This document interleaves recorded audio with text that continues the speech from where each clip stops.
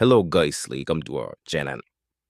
பார்த்தீங்கன்னா இன்னைக்கு digital marketing பற்றி தான் பார்ப்பேன். சரி டிஜிட்டல் மார்க்கெட்டிங் ஆக்சுவலி என்ன அப்படின்னு பார்த்தீங்கன்னா வெபினார் கண்டக்ட் பண்ணுறாங்க.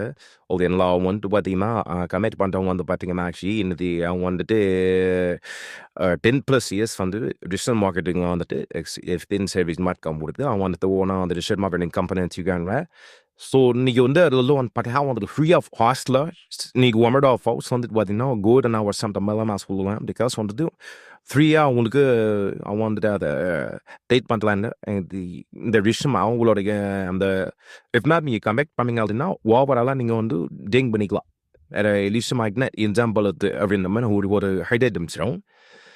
ஸோ யாரும் வந்து நெக்ஸ்ட் பண்ணிக்காதீங்க.